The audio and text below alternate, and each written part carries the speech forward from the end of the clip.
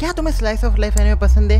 हाँ, तो फिर तुम सबके लिए गुड न्यूज़ है क्योंकि the with you and the rain नाम का एक न्यू एनिमे रिलीज हुआ है जिसके कि 2 एपिसोड अब तक आ चुके हैं। एंड इसका एपिसोड नंबर 1 ही देखा है। इसके एपिसोड नंबर 1 के अंदर ऐसे 14 सीन है जिन पे कि हमें डिटेल में बात करना जरूरी है। सो बिकॉज ऑफ दैट अगर तुमने एपिसोड नहीं देखा है तो भी चिंता मत करो, स्पॉयलर्स मिलने ही वाले। स्टिल इन स्पॉयलर्स के बाद जो एपिसोड है उसको शायद तुम और ज़्यादा डेप्थ में देख पाओ या फिर उसको देखने का जो परसेप्शन है वो बदल जाए। वेल एंड अगर तुमने पहले एपिसोड देख लिया तो फिर तुम्हें क्या टेंशन है, तुम्हें तो और ज़्यादा डीप का इंसाइट मिलेगा। तो इन 14 पॉइंट्स पे बात करना शुरू करते हैं। पहला ही पॉइंट आता है कि भाई जो अपनी स्टार्टिंग की होती है उसके अंदर अपने को एक बारिश का सीन दिखाया जाता है जहाँ पे कि अपनी जो यमसी बैठी हुई होती है एंड उसके बाजू में एक दादी होती है, बूढ़ी औरत जो कि जिसके पास छाता नहीं होता। तो अपनी यमसी कहती है कि मेरा छाता ले लो, आप जाओ। एंड जब वो दादी बोलती है कि क्या तुम मैनेज कर पाओगी, तो वो कहती मुझे इसकी ज़रूरत नहीं है, फ़िलहाल के लिए ज़रूरत नहीं है। एंड उसके बाद जो रास्ता है वो भीगते हुए जाती है बारिश के अंदर। एंड देखो जो इसका सिंबॉलिक मीनिंग आता है, तो जो बारिश होती है वो मोस्ट ऑफ द टाइम जब भी तुम्हें दिखाई जाएगी फिक्शन के अंदर तो वह दो चीज़ें ही एम्फोसाइज कर रही होती है। पहला अलोननेस एंड दूसरा sadness.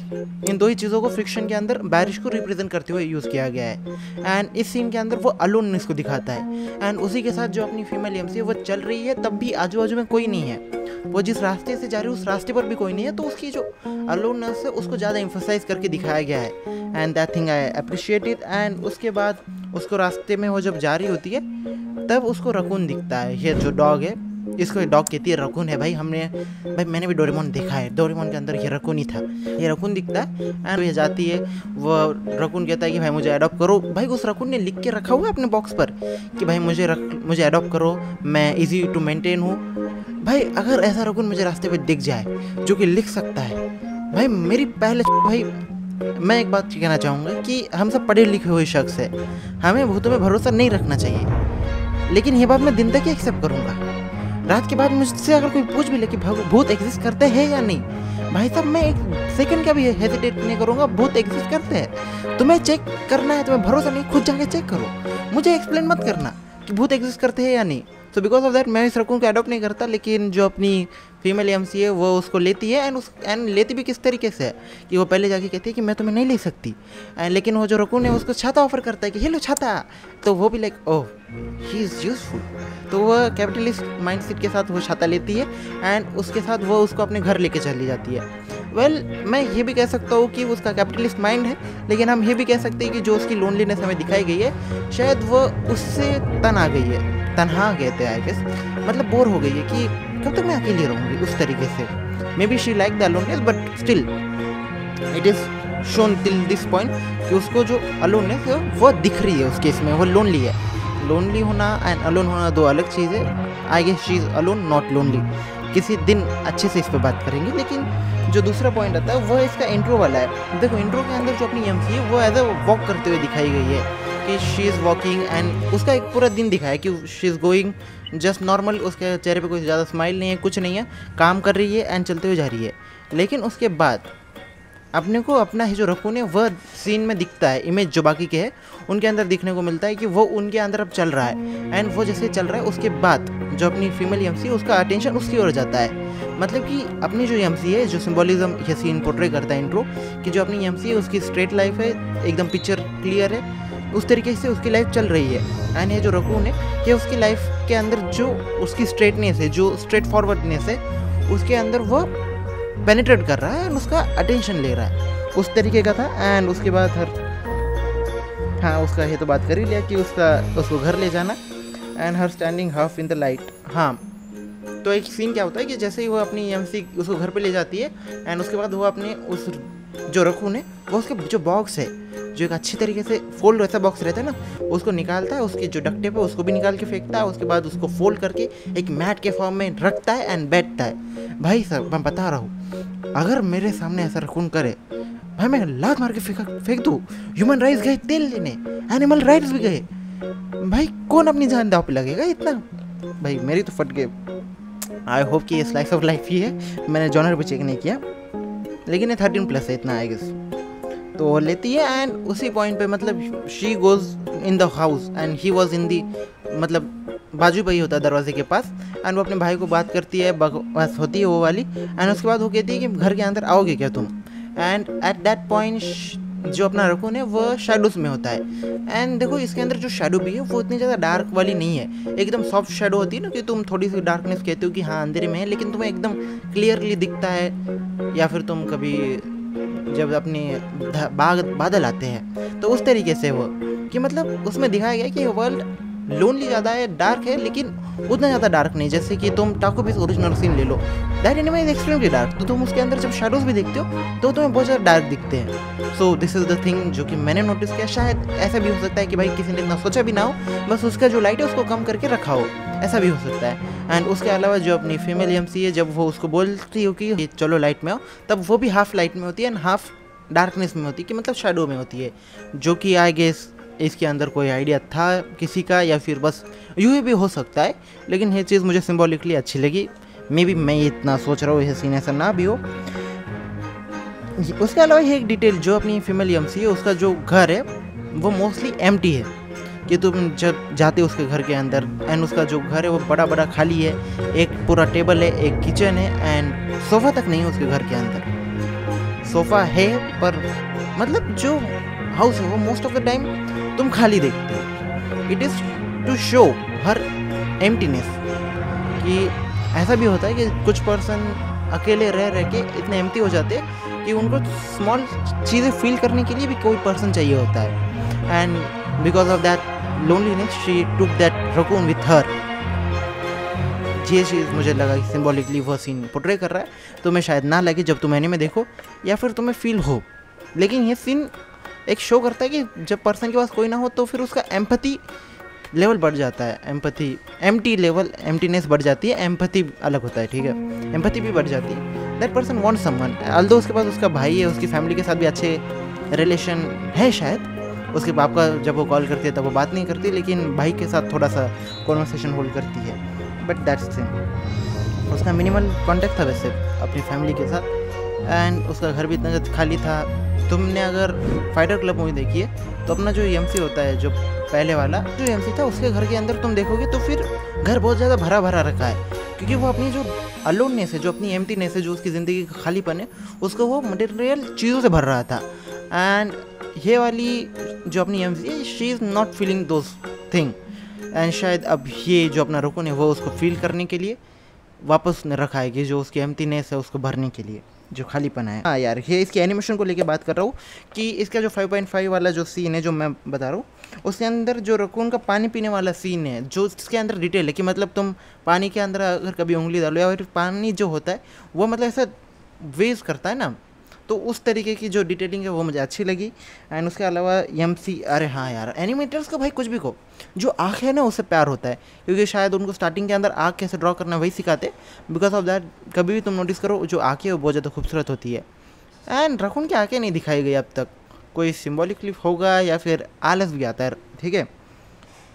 Raccoon saying thank you and then suddenly light spark up is quite weird for me, may it's like the small things. हाँ, तो ये जो रकून होता है ये अपनी जो एमसी है उसको थैंक यू लिख के कहता है, समझ रहे हो, वह रकून लिख सकता है एंड एमसी के लिए कोई बड़ी बात नहीं है ये। मैं भाई साहब पहले बता रहा हूँ, मेरी और ज़्यादा फट रही है अगर ये हॉरर निकला।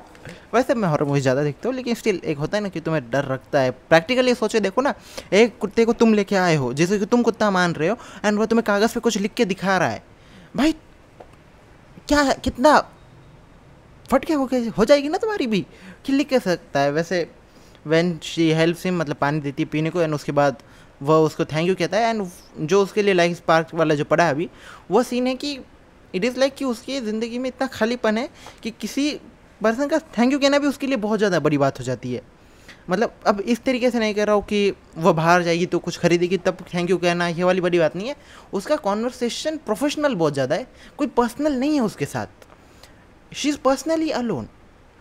ऐसा फिजिकली तो होंगी ही ना आजू बाजू, तुम जब जाओगे रोड पे तो ऐसे मिल जाएंगे, वो वाली चीज़। एंड सिक्स्थ सीन जो कि पर्सनली जिस पे बात करना चाहिए, जो सिक्स्थ सीन है जो जिसके बारे में मैंने अभी बात किया ना कि वो अलोन है बहुत ज़्यादा, तो वो यहाँ पर ही जब सिक्स्थ सीन के अंदर जब वो जाती है उस रकून के लिए कुत्ते वाला खाना खरीदने के लिए, वो कुत्ता मानती है उसको, मैं तो उसको रकून ही मानता हूँ, लेकिन स्टिल अगर वो कुत्ता है तो वो जब उसके लिए खाना खरीदने जाती है तब वो सोच रही होती कि वो खाना क्या खाएगा।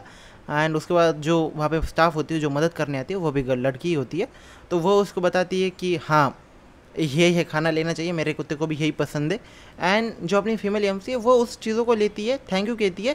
एंड देखो इतने पूरे टाइम में अब तक जितना भी हुआ है, इस पूरे टाइम के अंदर तुम जब भी एमसी बात कर रही होगी किसी के साथ तो एक स्माइल दे रही होगी, वो हमेशा एक छोटी सी स्माइल होगी उसके चेहरे पर। लेकिन इस पॉइंट पर शी वॉज कम्प्लीटली साइलेंट, कोई स्माइल नहीं, एकदम प्रोफेशनल, एकदम जो नॉर्मल चेहरा होता है ना कि ओके ठीक है, इस तरीके का जो चेहरा है वो चेहरा। एंड वो जो स्टाफ है उसकी आंखों की ओर देख नहीं रही है, वो डाउन साइड को ही देख रही है यहाँ से, उस तरीके से था ये। एंड जैसे ही वह 6.A वाला जब वह वापस आ रही होती है इस कॉन्वर्सेशन के बाद घर पर, तब उस वक्त रास्ते के अंदर वो इसी कॉन्वर्सेशन को लेके सोचती है कि अच्छा उसके कुत्ते का नाम ये था, उसके पेट का, मतलब उसका जो ह्यूमन कॉन्वर्सेशन है, जो पर्सनल लेवल पे कोई भी कॉन्वर्सेशन नहीं है, प्रोफेशनल टर्म्स में मिलता है। अरे हाँ, उसके बाद वह दूसरे दिन उसको डॉक्टर के पास लेके जाती है रकून को। एंड डॉक्टर को लेके जाने वाला जितना भी सीन है वो मुझको बहुत ज़्यादा फनी लगा। To be honest that scene is one of the funniest scene in this whole episode for me. And उससे क्या अलावा मतलब डॉक्टर भी क्या नमूना आदमी था यार, कि भाई एक जानवर तुम्हारे सामने, वह रकून है, वह बंदा खुद, डॉक्टर भी 1 मिनट के लिए कह रहा था कि ये डॉग है, एंड उसके बाद वह रकून तुम्हारे सामने किताब में लिख रहा है कि आई एम डॉग। भाई क्या फूक के बैठे हैं पूरे इस वर्ल्ड के अंदर लोग कि भाई मैं डॉक्टर प्रोफेशन छोड़ दूंगा मेरा 1 मिनट के लिए, तेल लेने गया सब कुछ, मुझे निकाल दिया भाई, मैं क्यों रिस्क लूँ भाई मेरी तो भाई यार छोड़ो। उसके बाद जितना भी सीन था वो फ़नी तो था बहुत ज़्यादा, लेकिन मैं कहूँगा मैं पर्सनली मैं मतलब इस तरीके से सोच रहा हूँ कि मैं उस जगह पे क्या करता अगर मैं उस पॉइंट पर हूँ, मैं इस तरीके से बात कर रहा हूँ। ये वेनियम से हाँ, जब वो उस डॉक्टर वाली सीन से उसको वापस लेके जा रही होती है, कहाँ पर, पार्क से जा रही होती है। एंड पार्क के अंदर अगेन मैं बताऊँ, उसके मैंने जो इंट्रो के अंदर कहा था ना कि उसका वर्ल्ड बहुत ज़्यादा क्लियर है कि वो काम के लिए यहाँ कहीं तो घूमने ही जा रही होगी हमेशा, वो उस रास्ते से ही जाएगी, सेम रास्ता होगा, सेम तरीके की चीज़ें होंगी, कुछ अलग नहीं होगा उसकी लाइफ के अंदर या कोई इंटरेक्शन नहीं होगा। She is not going out of her way. तो ये अभी उसकी लाइफ में बदला है कि वो जा रही है पार्क से, एंड वो तब इंटरेक्शन बढ़ेगा इस तरीके से कि वो जो रकून है उसके कनेक्शन को सिंबलाइज कर रहा है। इसको लेके एक डार्क थ्योरी है जो कि मैं तुम्हें लास्ट के अंदर बताऊंगा, लेकिन उसके लिए तुम पहले चैनल को सब्सक्राइब करके रख लेना। तो ये सारी चीज़ें हो रही है। And when she was going to in the park, and वो घर जा रही होती है एंड पार्क से जा रही होती है, तब कुछ बच्चे अपने कुत्ते के साथ खेल रही होती है। एंड एक आदमी होता है, एक गाय है जो कि अपने बिल्ली के साथ खेल रहा होता है। एंड बिल्ली को तुम करते हो ना पेट को ऐसे, क्या कहते हैं साला, मेरे पास पेट नहीं है, तो उसके साथ खेल रहा होता है। तो कैट को एक एक करके बदल रहा है, एंड उसके बाद अपना रुकन वहाँ पे चला जाता है एंड कैट की तरह बिहेव करना शुरू कर देता है। एंड उसके बाद जो वो कैरेक्टर है वो कहता है you are not a dog, you are not cat, मतलब कि तुम मेरे कैट तो नहीं हो। तब उसके बाद इस बंदे के सामने भी इस रकून ने कागज़ पे लिखा है कि भाई मैं बिल्ली हूँ, और पंजा भी मारा है अपना। एंड वह इस चीज़ से इस पर्सन को घंटा फर्क नहीं पड़ा कि उसने लिख के दिखाया है। इसको पंगा इस चीज़ से कि भाई बिल्लियाँ कभी अपना छप्पा नहीं मारती है। मेरे पास इतनी गाली आ रही थी भाई, मैं ऐसे टाइम पे अपनी बिल्लियाँ पकड़ूँ एंड भाग जाऊँ, लेकिन यह बंदा नहीं। एंड उसके बाद एमसी आती है, उससे बात करती है क्या चाहिए, अभी थोड़ा आपके पास आ गया होगा, एंड देन लेती है। एंड यह बंदा देन कुछ कहे उस पर्सन को, तो उससे पहले ही एमसी से वो बात सुनता है एंड एमसी मुस्कुराती है। तो फिर ये लोंडा जो अभी अपनी प्योरिटी में होगा, तो वह ऐसे उसके नाम को बहुत ज़्यादा खुश हो जाता है, मतलब कैसा होता है कि भाई जिंदगी जी लिए। तो उस तरीके की वजह से वो चला जाता है, मतलब कुछ नहीं कहता लेकिन वह समझ तो जाता है कुछ तो गड़बड़ है, जरूर कोई ना कोई। तो उस तरीके का था। एंड उसके बाद 9th सीन जो तुम्हें पसंद आएगा, why MC don't have problem about that raccoon talking like, I mean मैंने इतनी वीडियो में यही बात की है कि साला इसको क्यों प्रॉब्लम नहीं है। मैं समझ रहा हूँ कि उसको डेस्परेशन है, उसको बिलोंगिंग चाहिए, कोई तो पर्सन हो उसके पास सिंपैथी, जो उसकी एम्प्टीनेस है वो खाली करे, उसके खालीपन भरे, ये सारी चीज़ें मैं समझता हूँ। It is human nature. तुम ज़्यादा टाइम अकेले नहीं रह सकते, तुम्हें कोई ना कोई चाहिए अपने पास। It is the human nature. हम साला अकेले होना कुछ दिनों तक एंड पूरी ज़िंदगी अकेले हो जाना या फिर कुछ महीनों तक, it is completely different thing. ये मैं समझता हूँ यार, लेकिन इसका पूरा वर्ल्ड क्यों ऐसा है? हाँ, शायद जापान के अंदर बहुत ज़्यादा कॉमन है आई गेस कि तुम अकेले ही रहते हो। उसके अलावा हमें जो अपना रकून है वो अपनी जो फीमेल एमसी उससे पूछता है कि तुम काम क्या करती हो, एंड वो अपनी एमसी बताती है कि मैं नॉवेलिस्ट हूँ। वेट अ मिनट, अगर वो नॉवेलिस्ट है तो वो जाती कहाँ पे घूमने के लिए काम करने?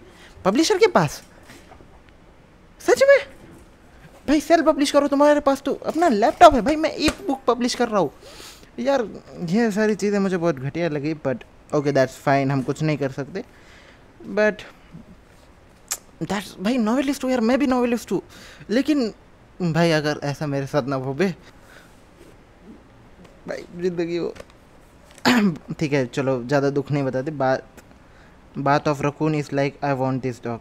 अरे हाँ यार, साला मेरे दोस्त के पास एक कुत्ता है जो कि जिसको हम नहलाने जाते हैं तब वो बंदा, उस बंदे की मौत आ जाती है। अगर उस पर पानी गिरा तो वो मर ही जाएगा, ऐसे हरकतें करता है भाई। उसको ऐसे पकड़ने, ऐसा प्यार से पकड़ता हूँ मैं, ठीक है। तो कुत्ते को नहलाने एक ही बार गया था, एक उस बंदे को कुत्ते को नहलाने गया था। बहुत प्यारा कुत्ता है, जब उसको नहलाना ना हो भाई, नहलाते वक्त मौत आ जाती है उससे। लेकिन ये एमसी जो कुत्ता, जो रकून है, वो इतने प्यार से मतलब शावर शुरू किया। वो बंदा ने पहले चाट के देखा कि, चाट के मतलब अपनी जो चेक करने के लिए कि टेम्परेचर कितना गर्म है, वो जाके चेक किया एंड उसके बाद आराम से भाई उस लड़की को मतलब पानी डालने दिया, उसके बाद उसको शैम्पू लगाने दिया। बाद ये इतना सारे करने के बाद बस पहुँचते हुए एमसी कह रही है, अरे भैया मैं थक गई। अबे बहना, हमें पूछो यार, उस कुत्ते को, जो कि कुत्ता नहाने को तैयार नहीं होता, उस कुत्ते को नहलाना कितना मुश्किल होता है, उसके वक्त असली मौत आती है। एमसी यार, this now this kid man, पता ही नहीं है कि स्ट्रगल क्या होता है। During rest in the bathtub she was thinking of some places from those she go to her work place और travel. After that she ask him some existential question which I already abandoned. हाँ यार, मतलब कि Shiv after जैसे उसको नहला देती है तब उसके बाद वो बाथ टब में, मतलब जो बाट होता है, बाथ टब के अंदर एकदम पानी गर्म करके आराम से लेटती है, एकदम आराम से, मतलब फुल ज़िंदगी के मज़े आ गए। इस लेवल पे मुझे तो पहुंचना ही है यार। इस वजह से नावल खरीदना जब आएगी तब।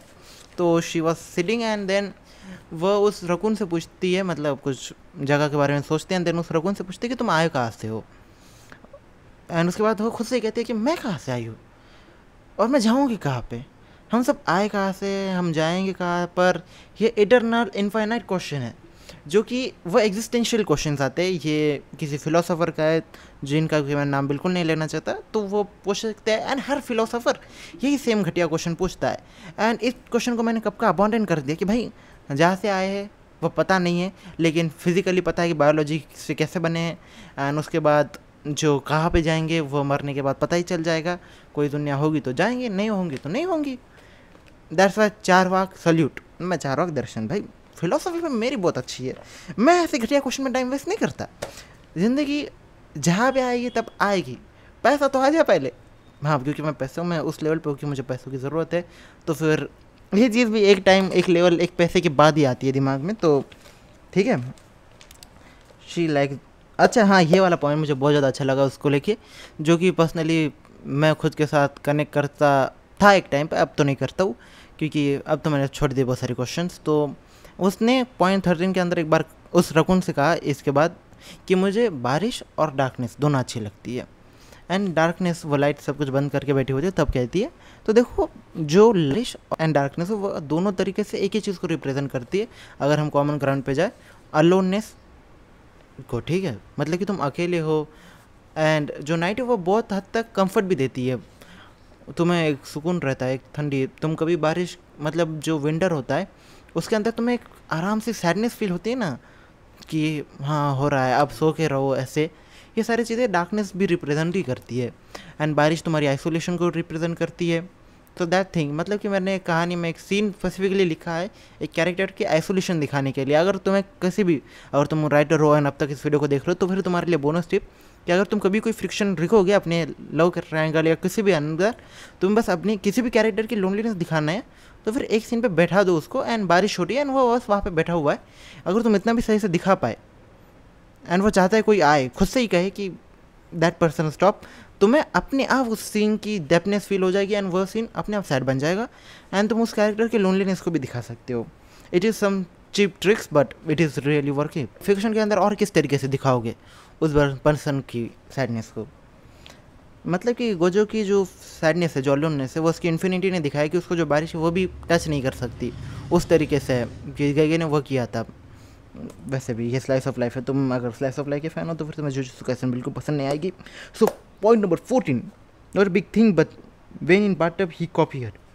हाँ यार, ये बड़ी बात नहीं है, लेकिन मतलब कि वह पहले बैठती है, मतलब बाथटब में होती है एंड देन ये भी बंदा कहता है एक टब लेके आता है उसके बाद कि इसके अंदर पानी भरो। ये पानी भरती है एंड पानी भरने के बाद गर्म पानी भरती है एंड उसके बाद वह जाता है उसके अंदर बैठ जाता है एंड वह यमसी कहती है कि साला मैंने तुझे अभी तो सुखाया था। भाई ना, सुखाना बड़ी बात नहीं होती, उसको नहलाना होता है। वो मेरे लिए बहुत ज़्यादा मुश्किल था। That was such a day यार। तो देखो इसके अंदर क्या था कि वो बैठाता है एंड उसके अंदर उसके सर का एक लीप है जो कि मुझे अब तक समझ में नहीं आया। मुझे स्टार्टिंग में लगा कि वह लीप अगर नीचे गिर गया तो वह जो रकून है वो ह्यूमन में कन्वर्ट हो जाएगा एंड ये कुछ अलग तरीके से सुपर नेचुरल फैंटेसी आएगी, लेकिन ऐसा कुछ नहीं हुआ।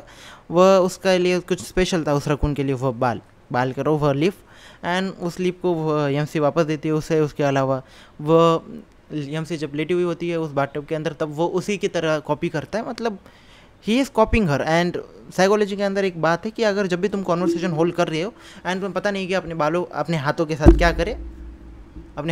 क्या करे, तो फिर जो सामने वाला पर्सन है वो जिस तरीके से अपने हाथों के एक्शन कर रहा है उस फॉर्म में रख दो, तो फिर वो ऐसा होता है कि तुम उस पर्सन को पसंद करते हो। अगर तुम कोई किसी और पर्सन को कॉपी कर रहे हो तो फिर उसके सबकॉन्शियस माइंड में चली जाता है कि तुम उस पर्सन को पसंद करते हो। It is the style. वैसे हर किसी को ट्राई मत करना कि तुम्हारी वाली ऐसे अपनी जुल्फ़े बढ़ा के ऐसे कर रहे होगी एंड तुम भी साला अपने बालों को अरे ऐसे कर रहे होगे, ऐसा नहीं। वैसे वो अलग बात है कि भाई मैंने एक बार बाल बढ़ाए थे, अगर तुम चैनल को देखोगे बहुत पीछे जाके तो मैंने बाल बढ़ाए थे, तो मैं अपनी जुल्फ़ों को किसी और लड़की के जुल्फ़ों के साथ कंपेयर कर रहा था। वैसे उस लड़की के छोड़े बात नहीं करते बट फन था, उस फ्रेंड थी मेरे लिए। So with that thing in 14 points पर हमने बात की है। उसके अलावा वो नॉवेलिस्ट है, तो फिर आई होप मेरा एंड उस तरीके से ना हो। बाकी तुम्हें एपिसोड कैसा लगा, ये वीडियो कैसा लगा, इस वीडियो के अंदर हमें किस तरीके से ग्रो करना चाहिए या फिर अच्छा करना चाहिए, अगर कोई इस पॉइंट तक देख रहा है तो कमेंट्स के अंदर ज़रूर बताना कि मैं किस तरीके से और इस वीडियो को अच्छा बनाऊं, क्योंकि अब मैं इस फॉर्मेट को ज़्यादा देर तक ट्राई करने वाला हूँ। सो मिलता है अगली वीडियो में, तब तक के लिए सायोनारा, टाटा, गुड बाय।